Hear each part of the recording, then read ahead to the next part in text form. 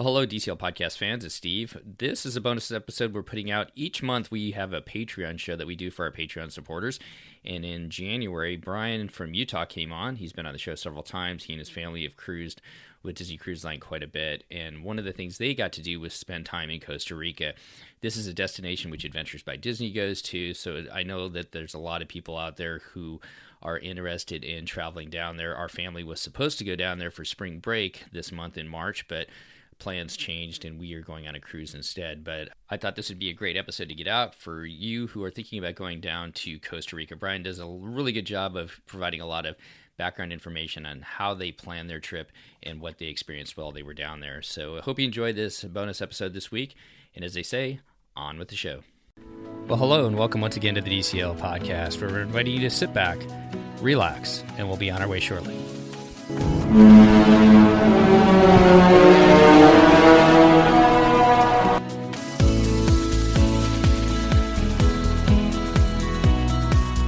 Well, good evening, good afternoon, Patreon fans.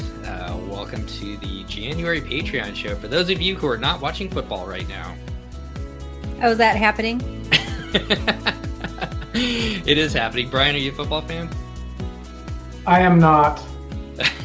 Are the Bills playing? Because there were several Bills jerseys on at Epcot today, and lots of people like saying "Go Bills" to the other people wearing their Bills jerseys. Yeah, doing their high fives and everything. Yeah, the Bills are playing right now, so we may not have any. Like the get ready? Who's going to be in the Super Bowl games? No, it's the next one. So this doesn't matter.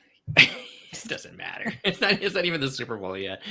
Anyways, we may not have any listeners today, but that's okay. We're gonna do our January show. For those of you who can't listen to us live, you can obviously watch it again on Facebook, and then we are gonna cut out part of the show, which Brian is gonna talk about his family's trip down to Costa Rica. And can you remind everybody when that was again, Brian, before we talk about it? It was in August. In my brain, it was spring break. Sorry. I cannot believe it was August. Yeah, it was August. We could talk about it, but we planned it in April of 2021, but we didn't go till August. Okay, maybe that's why it sticks in spring break for my brain for some reason or something like that. No, that's not the reason. No, it's probably not. You're right. Mm-hmm. All right, let's jump into Costa Rica. This part of the show we're going to air on the podcast so everybody else can hear eventually. But super excited to have you on today, Brian, to talk about your family trip to Costa Rica. We were going to do it as Adventures by Disney trip, but I think that you found out, and I know that it's possible to do it without going through Adventures by Disney. And I'm excited to hear how you guys planned it and what you guys experienced. Yeah, excited to talk about it, especially where it's cold outside where I live right now in Utah. So thinking about warm beaches sounds like a lot more fun than cold weather. So yeah. So I guess just to kick this off, if you go back in time to April of 2021, and we're all excited, vaccines were coming, world was opening up a little bit. We had a lot of hope, but we didn't have a lot of communication on what was going on with cruising. And there were still a lot of questions. The cruise lines and the CDC hadn't figured everything out yet. And we had a cruise booked, which we did an episode on. It actually did happen in October of 2021, but we were really nervous it wasn't going to happen. And I was like, I can't not have a fun vacation this summer. And so my wife and I had an opportunity to go to Costa Rica in 2018 as part of a quick little work trip, just a couple days, and have wanted to go back with the kids. And so I was just browsing airfare and found a killer deal on airfare to go to Costa Rica, and said, well, let's plan this trip as a trip in case our cruise doesn't happen. And worst case scenario, we'll have to go on really 2 fun vacations within like a month of each other. That wouldn't be the end of the world. And so, we decided to go to Costa Rica, and started with the airfare. We flew into Liberia. There's 2 airports. You can fly into San Jose, which is the capital city, or you can fly into, I always say it Liberia because it's just pronounced in Spanish, but Liberia, which is on more of the Pacific coast, and it's a much smaller airport. That part of the country is got great Pacific Ocean beaches and a lot of tourist stuff and some agriculture, but it's not very populated, but it's a great place to fly in. And so we did that. And then the next step was, well, where are we going to stay? And I have status with Marriott. So it's like, well, there's a bunch of Marriott properties in the area. Let's go see what we found. And we found there's a all-inclusive resort, a Weston property, the Reserva Playa Conchal, that's part of a nature preserve right on the beach there, a beautiful beach, and decided, hey, let's try an all-inclusive resort. That's kind of like going on a cruise. And from there, we ended up finding a tour operator and a few other things, but we got this trip planned and we're set to go. And then it was just, like always, waiting for it to happen and wondering what was going to happen. We've been in this time with everything's been kind of crazy, but everything worked out. And before we knew it, we were on our way to Costa Rica. So can I jump in real quick? A lot of people I know, and I know the way ABD works is they'll fly into San Jose, do the kind of the mountains and the volcanoes first, and then they then they go head down to the beach and relax. Did you guys make it up into the mountains? I can't remember. We did not. There is so much to do in Costa Rica, and if I could, I think you can do Costa Rica. The analogy I would use, you can use do Costa Rica like a park trip where you're going to Walt Disney World or Disneyland, and it's non-stop action and things like that. Or you can do Costa Rica a little bit more like a cruise where you go and you relax a lot more. And this vacation for us was much more of the cruise style.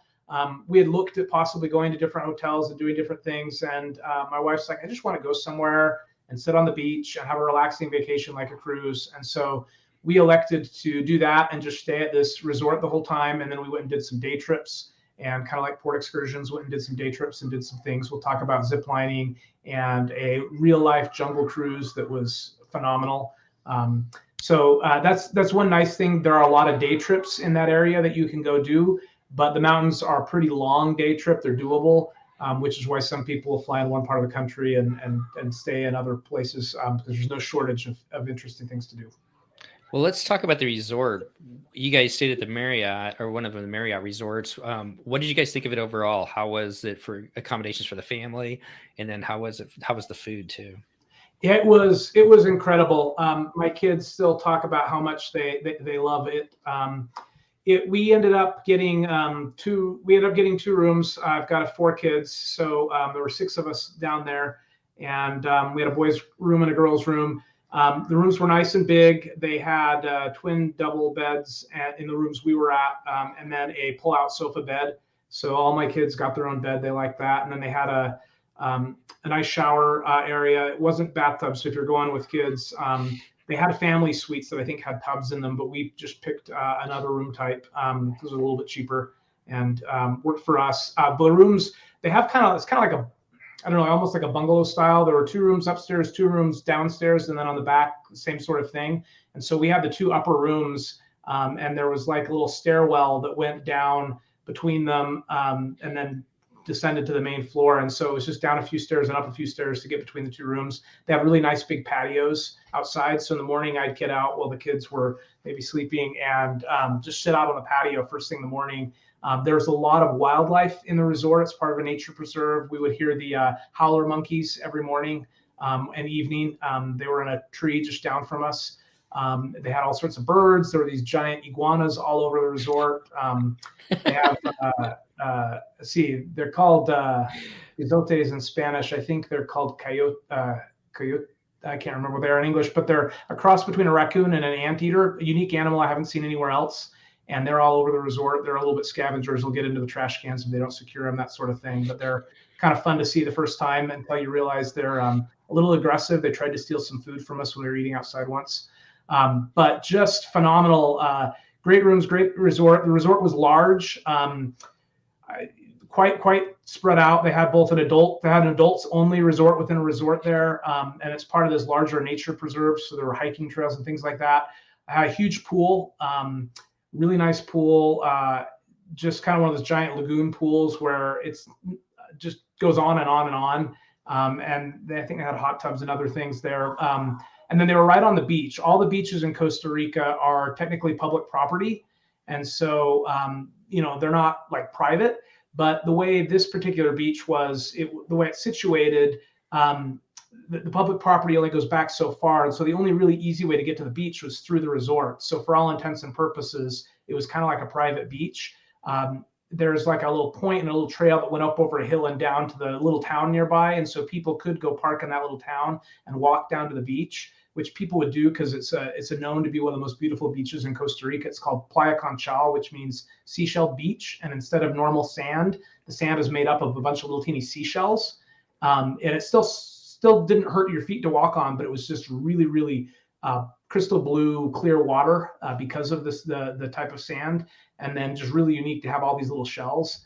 And so that made it really, really fun beach. And because of the nature of it, people would come to see it, but it never felt very crowded. It felt very kind of exclusive and private, especially first thing in the morning, just because people had to make a pretty good effort of walking to get to the beach unless they were staying at the hotel. What were the waves like, Brian? There was it like something you could surf? Could you boogie board, or was it something that younger kids could hang out at? Yeah, that beach right there, I wouldn't say you could really surf. My kids did try and kind of body surf, boogie board a little bit, but the waves there are not great for surfing. But if you went a little bit further down the coast or a little further up the coast, there's lots of really good surfing there, just not right at that point, which was great. It was a great, the water, the shore did drop off a bit, so it got deep pretty quick.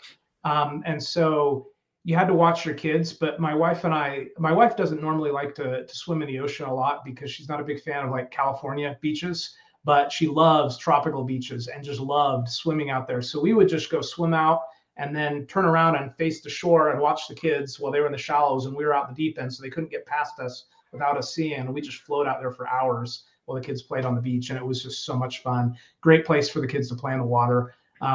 I think they can get riptides and things down there a little bit, so you always got to be cautious and aware of changing conditions, but it was great the whole time we were there, and we had a lot of fun playing on the beach. That was kind of our thing. Every morning, get up, go play on the beach for a few hours, and then have lunch. And then we were there during the raining season, and we got a rainstorm most afternoons, and so we'd go play in the pool during the rain a lot of times.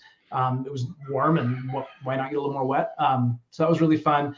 As an all-inclusive resort, they had paddle boards and sea kayaks that you could borrow for free along with boogie boards. And I think non-COVID times they had snorkel gear, but during COVID they were not doing that. We just brought our own, but we didn't end up snorkeling. There wasn't a lot to see right there. There's good snorkeling in Costa Rica, but not quite right off that beach. So there were some little tide pools, though. We went and saw some little fish one morning when the tide was out, and just really, really fun from that perspective. Yeah, you want to talk about food? Maybe we'll move into food. So, Chris, you have any questions about food? I guess the one thing I would say is like our one experience going to an all-inclusive places down in Mexico, and by like day 3 or 4, you kind of got tired of the food. So it was kind of nice to go out and venture out and try some other things. What was the food like for you guys, Brian? And I'll let Christy run with it.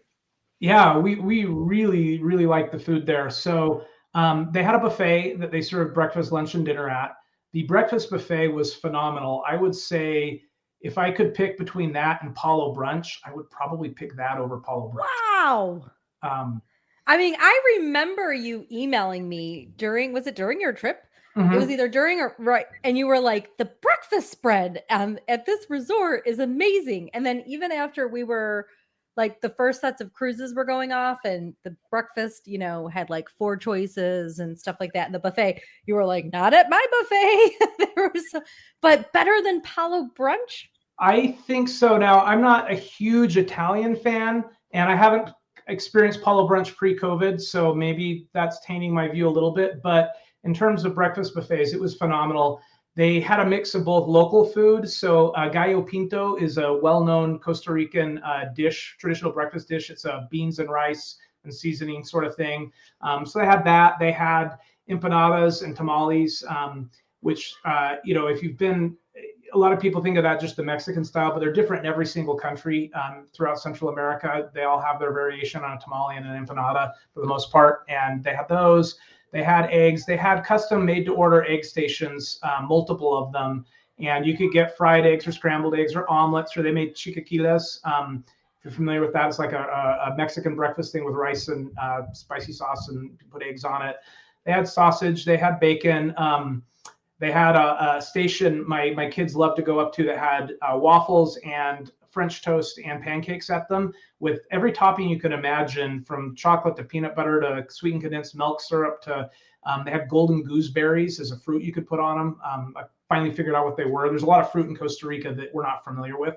They had a fresh fruit station and pastries, and then all inclusive, you got the drinks too. So my kids got mango smoothies, and I'd get usually an orange banana pineapple smoothie every morning. And then they also did like specialty drink, like juices. Sometimes they had like a morning cleanse juice or things that I'd try. Just like the juice there was phenomenal.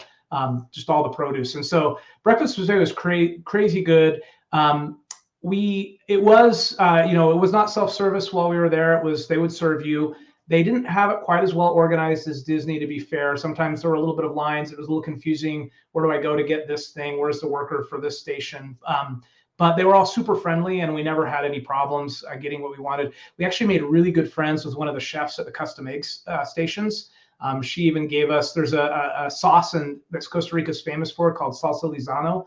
It's not a spicy sauce. Closest thing I could think of is their equivalent of soy sauce, but it's not. It's totally different flavor, but it's that sort of like just iconic sauce that they put on their food. And she gave me a huge bottle of it as a gift because she found out I liked it so much. We still message on WhatsApp now, even every few weeks, and talk back and forth. But super friendly staff, and breakfast buffet was phenomenal. And then they also had. Do you have a question, Christy? Look, no. Like you had a question. I will say every time we got there, until we started to get known a little bit by some of the hostess staff when we show up, they would always make a big deal. Do you have any food allergies? So they appeared to be very cognizant of wanting to help people with food allergies. We don't have any, so I have no idea how that would have gone. But given how often they asked, it seemed like they were well prepared to help with that. Aside from breakfast, at lunchtime, they had 2 sit-down restaurants you could go to. There was an Italian place, and then there was another, I don't know what I'd call it, but we ate there a couple times. They had their take on Mexican food, and they had fish and burgers and sandwiches and that sort of thing. Have you mentioned what Marriott you were at? This is the Westin Playa Conchal. Okay. It's the Westin Playa Conchal. And so there were 2 kind of sit-down places that were a la carte that were included for lunch, along with the buffet. And then they had a takeout pizza place. You could get pizza that was quite good. And they had trying to remember now, they had very interesting flavors of pizza that we quite enjoyed. And I'm forgetting what it was, but it was not something you would normally get. And it had avocado on it. And it was really good. It was like an avocado, caramelized onion, and olive oil pizza. It was really good. That sounds good. California Pizza Kitchen has like a Mexican, it's not really, but a Mexican pizza that makes it sound like that to me, that has some avocado and some other stuff on it. Okay, so lots of choices. The kids could find something to eat. Oh, my kids loved it. And then dinner, they had like 5 or 6 specialty sit-down restaurants you had to get a reservation at, that was included. How did that work? Because usually, sometimes that's a mess. Yeah, so I got emailed in advance of the trip by somebody who wanted to make sure everything was prepped for me, and I asked them if I could make reservations then, and they allowed me to make reservations for part of our stay. They only opened them a week at a time, and so because I was staying over that period, I was able to make reservations for the first part of the trip, no problem. And then I think we added some after we were there and didn't have any problems with the reservations. To be honest, though, a lot of times the kids wanted to go to the buffet, and even me. The food at the buffet was above Cabana's quality. And depending on the night, they were themed every night for dinner. And so some of the theme nights was like, ooh, I really wonder what that's like. But yeah, food was phenomenal. They also had a little quick service place. They also had room service included. My kids found lots of things. They got to be adventurous. My son got one of the whole fried fish and got to eat one of those. He loved that. But they also had like chicken strips and pizza and spaghetti and pretty basic stuff. It was interesting to watch. My younger kids had no fear of going up to the buffet and asking for whatever they wanted. It was nice as a parent because they were serving you, not you serve yourself, so you could let your kids go up and ask for things. My older kids always got a little nervous and wanted me to go with them because I speak Spanish. And I'm like, everybody here speaks English. Like, you're not going to have a problem. But it was interesting to watch how the little kids had no fear. And the older ones were like, will you come with me? But that was kind of a fun experience. Liz is commenting that she's very happy that we're recording this at dinner time because she's hungry. And now it all sounds very good. It was very good food. Did you guys venture outside of the hotel at all? As far as you said, there's a little town that was nearby. Did you guys try anything like that? Yeah. So we did go walk along the beach to the hotel, I wanted to show my kids. They had the very traditional Central American style little supermarket and markets, and they had souvenir stores and stuff. Did you buy coffee at the market? I should have told you before you left. I mean, you probably knew this already, but coffee to take home? Do you drink coffee?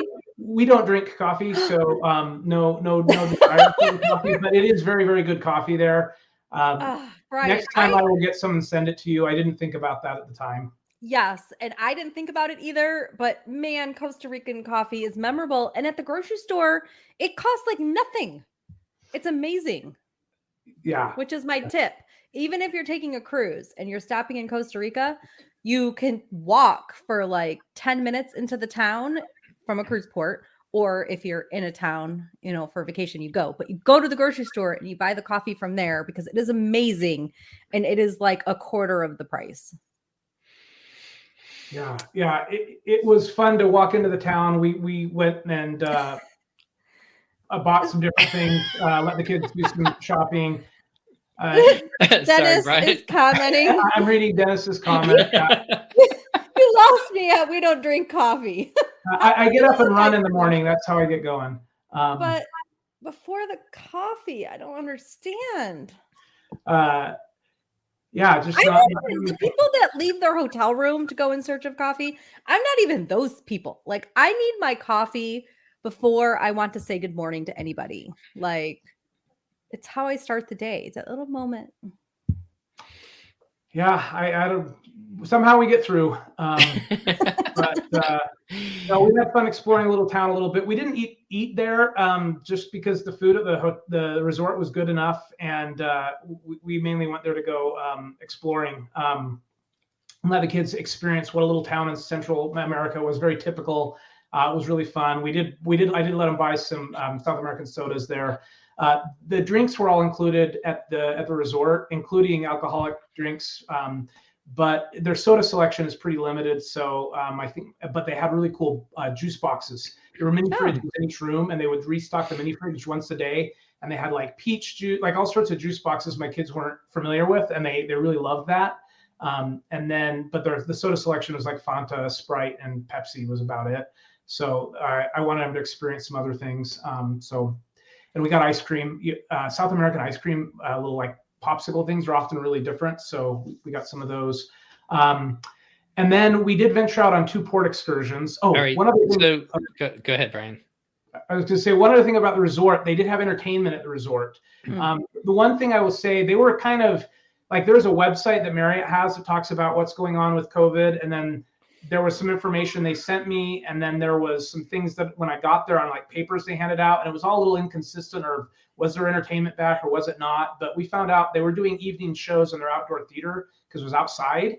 And the buffet was actually, if you asked to be seated in a certain part of the buffet, you could sit there and watch the show. It was just to the side of the show. And like a lot of places in South America, a lot of the restaurants didn't have real walls. It's just, they've got a roof to keep the rain off, and then it's pretty open air. And so we sat and watched. They had like a circus show one night that was okay, like circus performers, clowns doing things. But the highlight was the Michael Jackson tribute show. So if you can think about this, you're in a little beach town in South America, and they're going to do a Michael Jackson tribute show. And I told my wife, I said, this is either going to be epic, or it's going to be a train wreck, and it's going to be really fun to watch. It was actually. Which was it? It was really fun to watch, and it was not a disaster. I actually have some coworkers in Costa Rica, and one of them came out to the resort with his family part of the time we were there so we could connect. And he told me that this is a very typical thing at the all-inclusives there to have a Michael Jackson tribute show. And he said it wasn't the best one he's seen, but I enjoyed it. It was fun. Singing was decent, and the dancing was fun. And I mean, it's a Michael Jackson show. You can't listen to Michael Jackson music and not smile, at least if you're from our era, in my opinion. So before you go into the port adventures that you guys did, and I'm really excited to hear about that because Chrissy and I are both huge fans of The Rock. So any type of jungle cruise that you guys might have done, she's shaking her head at me. But before you talk about this too, did you book them through the hotel, or did you find them? How did you find the 2 port adventures you guys did? Yeah, so I found this awesome little family-owned tour company that did our transfers to and from the airport, and also our trips. They're called Maleku, Maleku tours. I think I spelled that right. I will post the link to their website in the Patreon section, and also give it to you, Steve, so you can put it in the show notes for when you release this to the podcast. Eugenia is the head of that, and she is incredible. Great service. Just an awesome tour company to work with.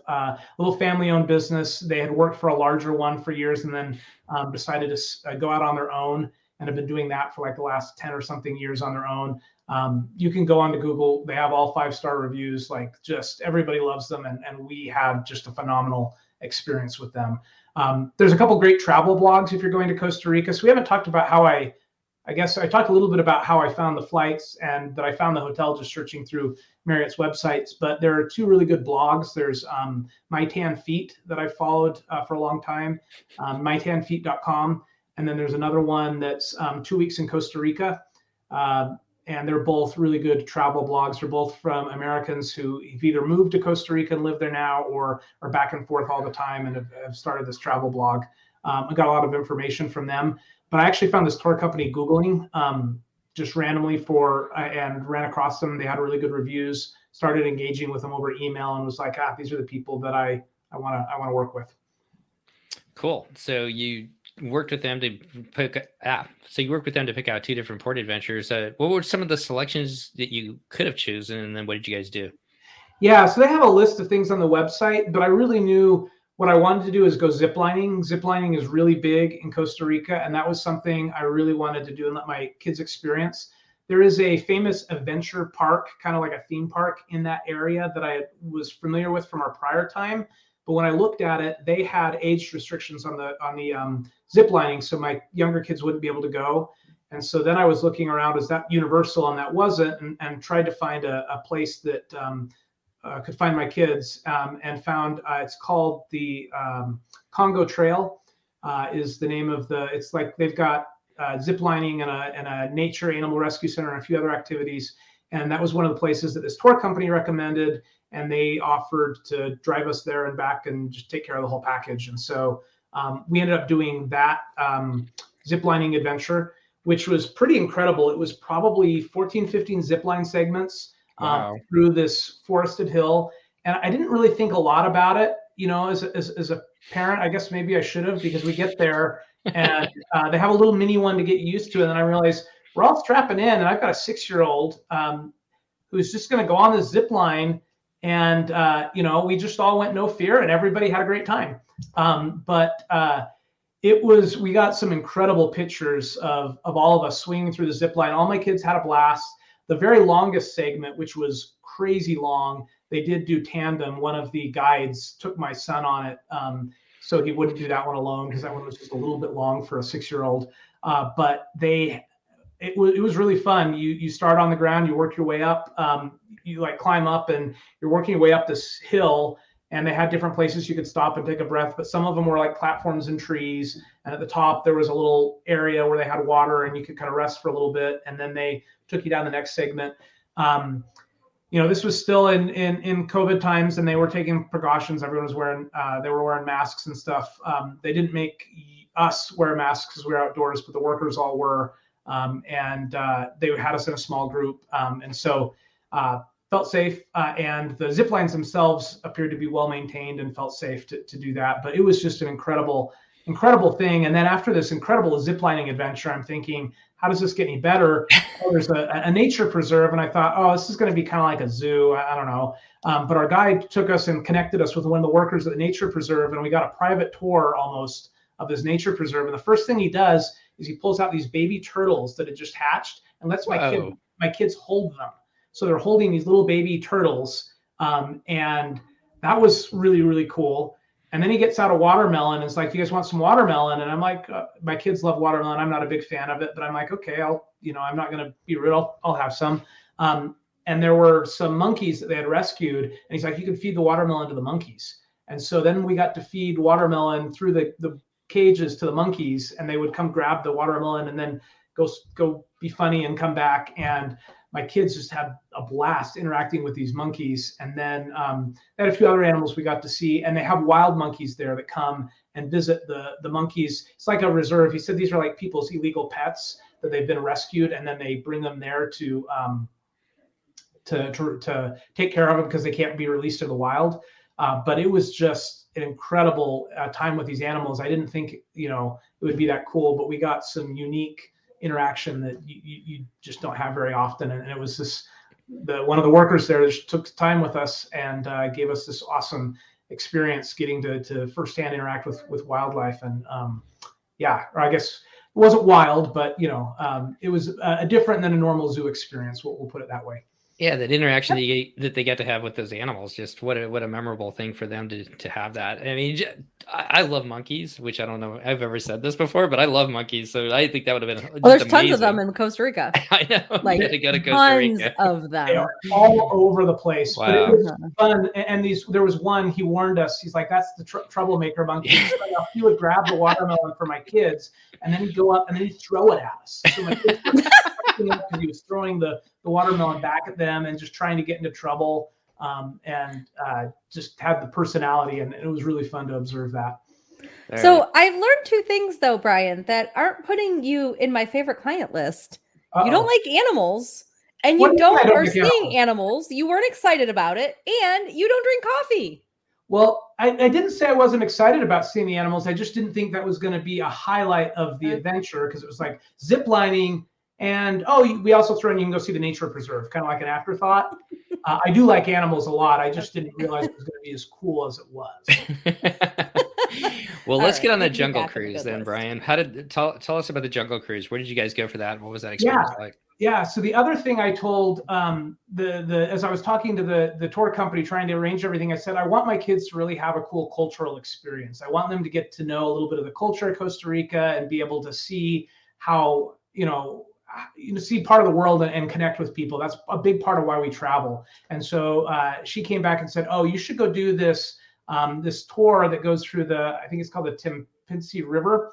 Now I gotta go, I'm saying that wrong. But it was she's like, it's a jungle river cruise, because when we do that, we also go stop at this village, and you get to meet somebody and see how they live, and see an authentic like Costa Rican home, and some other things. And this was a unique thing.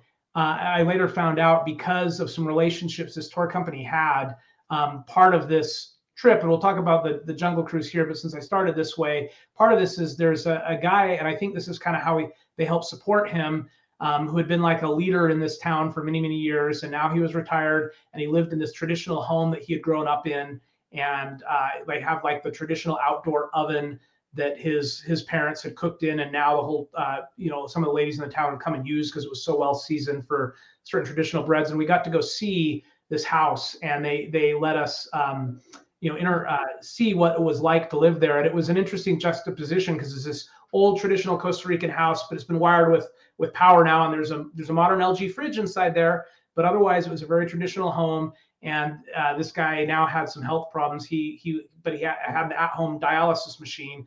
They were explaining that he can get, so you've got this juxtaposition of the old and the new. And but it was a really cool experience to have kind of that cultural interaction. And they took us to a lunch at a local restaurant there that was very much they cooked out the food over on the open fire, and we had it was like chicken and rice and beans, and some really, really good food.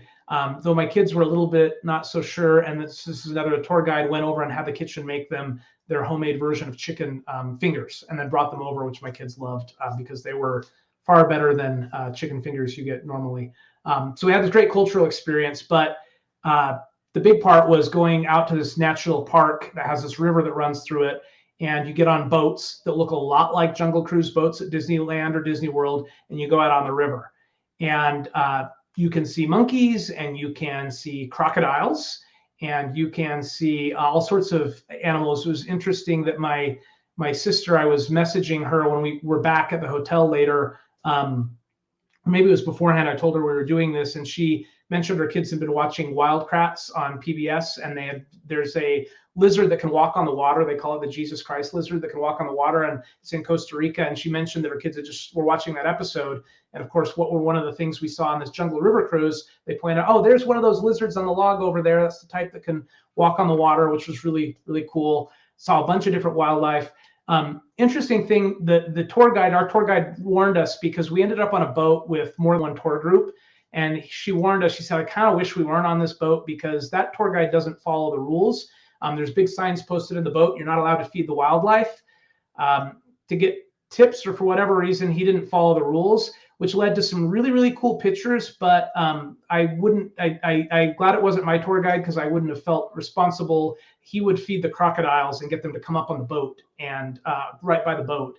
And then he would pet the crocodiles. And they're like, we got a video of the crocodile coming up on the boat, coming up, grabbing something out of his hand. Like, it was pretty crazy, but I don't think it was a good idea to be feeding the crocodiles. So that is something to be aware of. Some of the tour companies are more compliant than others, but when you all get put together in a boat, sometimes you get a mix of tour companies. And so that was a kind of an interesting experience. She warned me, she's like, keep your kids back when you go to the croc, because of what he did. But so I don't advocate supporting that, but it was a very interesting experience to see. But the river cruise, like, it was coming right off the dock. There was I think I posted the picture, a crocodile on the shore with his mouth open, and they made a joke about, oh, this is the Jungle Cruise, and this is one of those Disney animatronic animals. And I actually took him serious for a second until he moved, and I was like, no, right off the dock, we're seeing real live animals in their natural habitat. It was phenomenal experience. I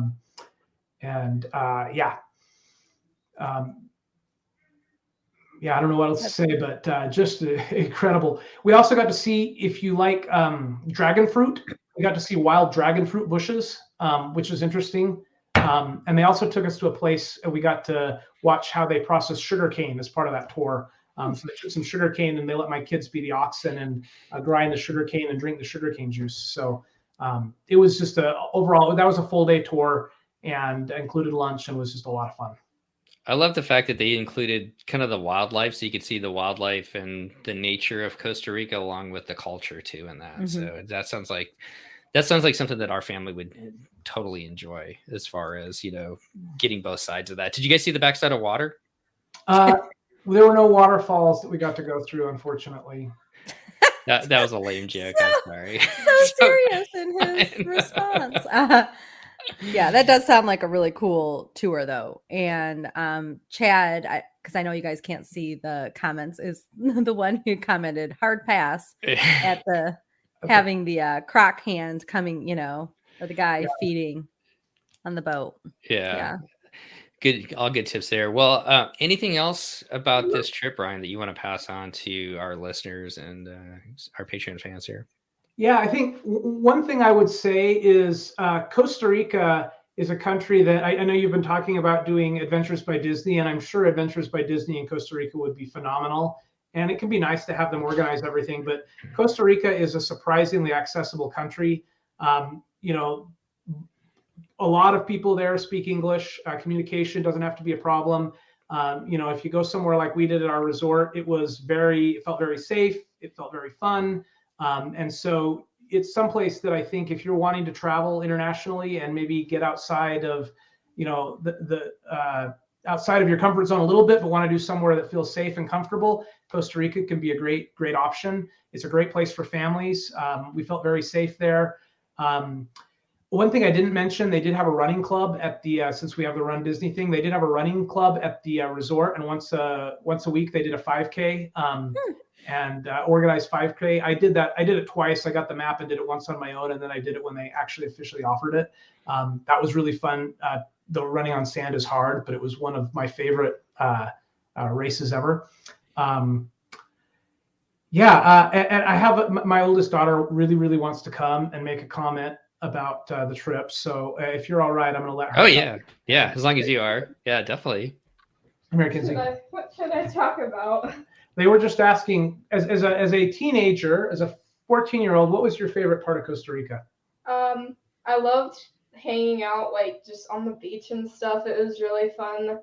And I really love zip lining. That was exhilarating, really cool, like something like never done before. That was really cool. I loved kind of going around, like we went around once and saw like some of the local towns and stuff. I like just seeing some of the local like culture and stuff, but that's just me. I'm kind of a nerd. No, not at We're all. all nerds. We support that fully. What was your favorite food that you had down there, Kinsey? That's a tough question. I love mango smoothies at breakfast. I got a mango smoothie like every day. Your dad doesn't make it for you every morning? Mango back here is not as good.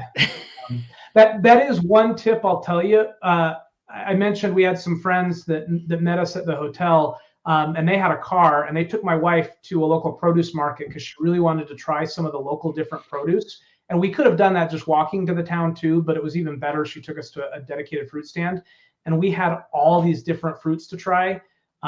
Some of them we liked, some of them not so much, but there is phenomenal produce that you can try in Costa Rica. And we really, really enjoyed that. Yeah, I love drinking out of a coconut. That was really cool. Well, thanks for your perspective, Kinsey. Yeah. Cool. Thanks, Kinsey. But yeah, I think Costa Rica is a great opportunity. Felt a lot like, you think about, we're all big Disney Cruise Line fans, and the level of service at the hotel definitely was there at that Disney Cruise Line standard. It was kind of cool. The hotel's quite spread out, but they have little golf carts that will take you around. And the guy who dropped us off with our luggage when we first got there, I can't remember his name now, but super friendly, super good guy. And we would generally walk everywhere versus waiting and calling for one of the carts to pick us up. But that was definitely an option if you couldn't walk places. But anytime it was like tired at night and we just kind of wished we could get a ride, he would just suddenly out of nowhere show up, say my name, remember who I was, and offer to take us somewhere. It was like magic. He just would know when we were somewhere. The staff got to know us and was super friendly. And we had a lot of those, we talk about the Disney cast member interactions that we like.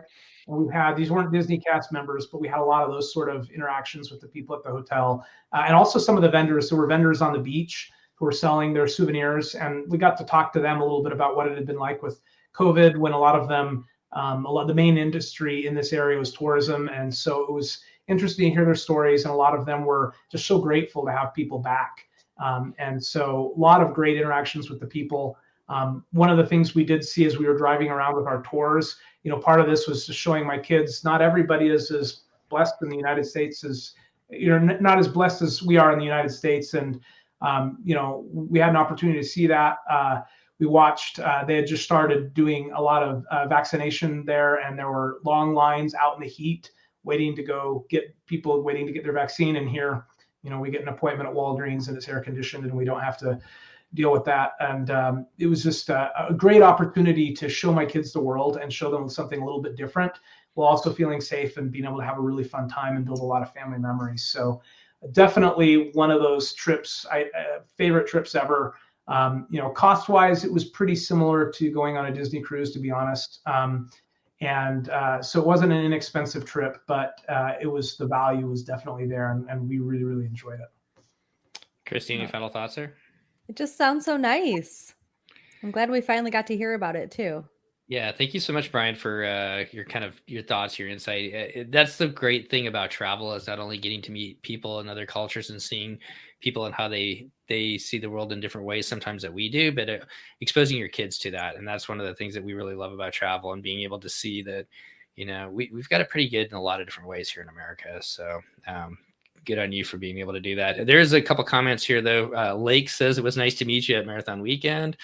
And he's really liking your medal display. For those of you who are not watching this live, Brian's got an amazing display of medals behind us. And I like the quote where it says, do or do not, there is no try. I love that idea of running. So, and Christy's got a half marathon coming up too. But what was your quick thoughts about the half marathon, and congratulations for finishing it, Brian?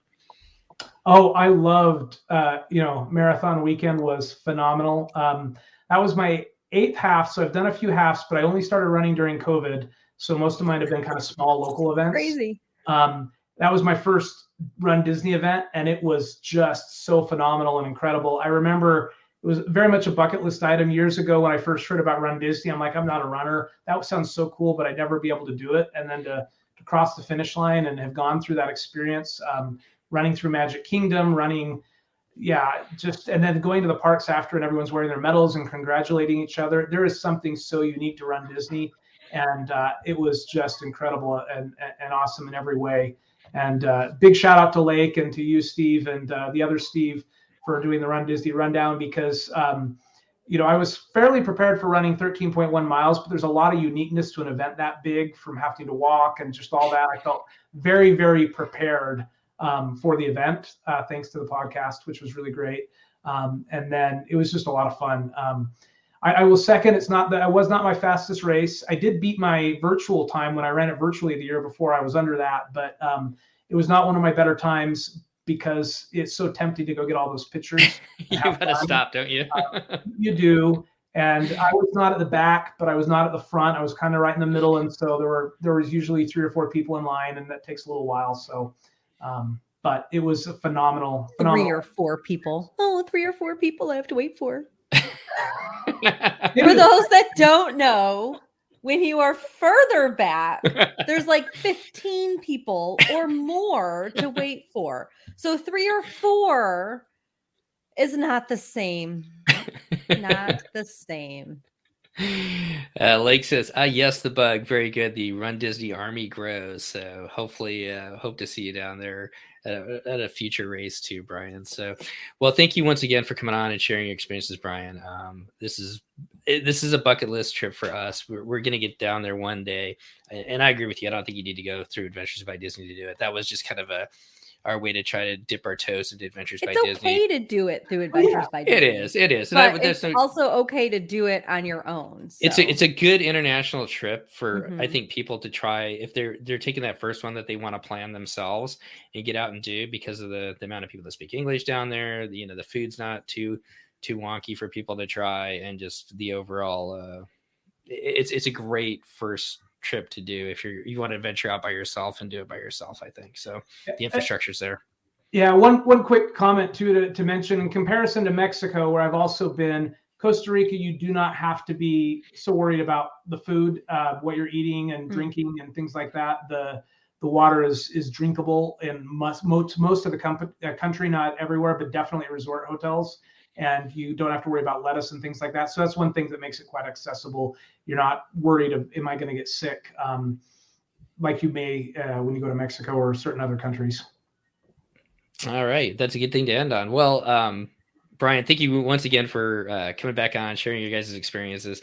Thank you for all you do for our podcast. We really appreciate it. And I want to give you a chance to tell everybody what you guys have got planned next. Yeah. So we kind of got this Disney Cruise Line crazy adventure trip travel bug. So after our Costa Rica trip, and then our Wonder Cruise was supposed to be 7 nights, and then ended up being 4. And so because of that, we got a deal from Disney. And so now we've got a spring break cruise on the Dream here towards the end of April. My kid's spring break's late this year. So we're going to do that on the Dream, which will mean we've done Magic, Wonder, Dream. Now we're going the ships in the order they're built. And then we've got Fantasy next October for a 7-night Western Caribbean. And then we'll have to tackle the Wish, I guess, but don't have that booked yet. So yeah, 2 cruises coming up. Super excited for both of those trips. And just excited to keep being able to be out there and see the world. Definitely. Well, we look forward to hearing all about your guys' experiences when you get back off that trip over spring break on the Dream. And I guess as we get out of here tonight, Christy, any final thoughts? No, I think it's fun to listen to, a family trip report about a new country, new to the podcast. And Costa Rica is getting very popular as a travel destination. So there are a lot of, a lot of vendors going there now to book like some of if you're not doing your air and hotel separately, you can combine them so that your transfers are included and some things like that. So it is becoming a much more popular location. Definitely. Well, thanks to each and everybody listening tonight. Thanks for all of you who listen later on into this show. Thanks to all our Patreon supporters. We really do appreciate each and every one of you and what you help us bring out to our listeners each and every week. So I want to really thank you and wish you and your families all the best as we kick off 2022 and looking forward to all the different fun things that everybody's going to be doing out there this year. So as we close out the show tonight, once again, thanks for coming back and taking a listen, and we'll see you next time, everybody, on the DCL podcast. Goodbye, everybody. Bye. The DCL podcast is not affiliated with the Disney Cruise Line, Walt Disney Company, Adventures by Disney, or Run Disney. All of the opinions expressed on our shows are those of the hosts and the guests who appear on the show. If you have any questions about any of these products, please contact the Walt Disney Company.